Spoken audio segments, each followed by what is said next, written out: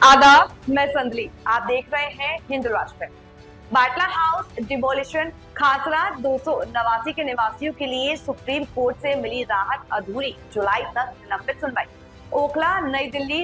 Report Hindi में पूरी जानकारी के साथ दिल्ली के बाटला हाउस, मुरादी रोड, जामिया नगर स्थित खासरा नंबर 289 और आसपास की कॉलोनियों के निवासियों के लिए बीते कुछ हफ्ते संघर्षपूर्ण रहे।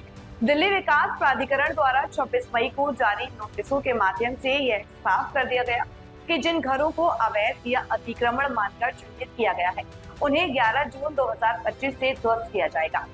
सुप्रीम कोर्ट से राहत की उम्मीद, लेकिन कोई स्थगन आदेश नहीं। प्रभावित निवासियों ने सुप्रीम कोर्ट का दरवाजा खटखटाया। वरिष्ठ अधिवक्ता संजय हेगड़े की ओर से दायर याचिका में कहा गया कि कॉलोनी के लोग 1982 से वैध दस्तावेजों के साथ यहाँ रह रहे हैं और उनके पास बिजली बिल, पानी बिल, टैक्स रसीदें, जीपीए और मान्य नक्शे जैसे कागजात मौजूद हैं। हालांकि सुप्रीम कोर्ट की अवकाशकालीन पीठ ने ध्वस्तीकरण पर रोक लगाने से इनकार कर दिया। जस्टिस संजय करोल और जस्टिस एजी मसीह की बेंच ने कहा कि वे किसी भी व्यक्ति को बिना कानूनी प्रक्रिया के हटाने के पक्ष में नहीं है, लेकिन वर्तमान में सुप्रीम कोर्ट द्वारा 7 मई को जारी आदेश के तहत कार्रवाई हो रही है। कोर्ट का रुख पीठ ने स्पष्ट किया कि जिन संरचनाओं को पीएम उदय योजना के अंतर्गत नियमित कॉलोनी के बाहर माना गया है, उन पर कार्रवाई की जा सकती है, लेकिन उनके लिए कम से कम 15 दिन का नोटिस देना अनिवार्य है। डीडीए को 2 बीघा 10 बिस्वा जमीन पर अतिक्रमण हटाने का आदेश पहले ही दिया जा चुका है और 3 महीने में कार्रवाई रिपोर्ट मांगी गई है। वरिष्ठ अधिवक्ता गुरु कृष्ण कुमार और एडीएन राव ने डीडीए की ओर से दलील की कि यह कार्रवाई कोर्ट के पूर्व आदेशों और सरकारी भूमि की सुरक्षा के मद्देनजर हो रही है।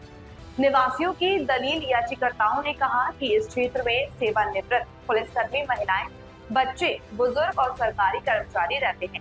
इनका जबरन विस्थापन अनुच्छेद 21 के तहत जीने और आश्रय के मौलिक अधिकार का उल्लंघन होगा।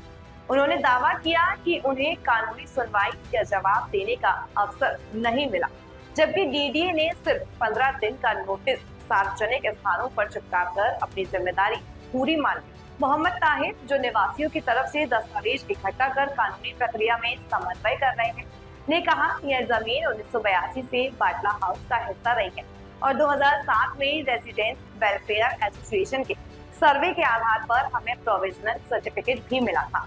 बाद में इसे किसी तरह खासरा नंबर 289 घोषित कर दिया गया। यह समझ से बाहर है। ईद उल अजहा से पहले बड़ी बेचैनी। डिमोलिशन की तारीख ईद उल अजहा की तुरंत बाद की गई है, जिसके इलाके के मुस्लिम समुदाय में गहरी बेचैनी है। सामाजिक कार्यकर्ता तमन्ना खान ने कहा, अगर घर तोड़ना है तो हमें भी कुचल दो, हम कहाँ जाएं? राजनीतिक प्रतिक्रिया। ओखला विधायक अमानतुल्लाह खान ने भी कोर्ट के बाहर मीडिया से कहा, हमें आंशिक राहत मिली है, केस जुलाई की नियमित बेंच को भेजा गया है। डीडीए मनमानी कर रही है और पार्लियामेंट द्वारा संरक्षित जमीन को भी निशाना बना रही है। हालांकि सुप्रीम कोर्ट ने याचिकाकर्ताओं को कानून के तहत राहत मांगने की अनुमति दी है, लेकिन कोई स्पष्ट स्टे ऑर्डर नहीं दिया गया। ऐसे में बाटला हाउस के निवासियों की कानूनी लड़ाई अभी अधूरी है।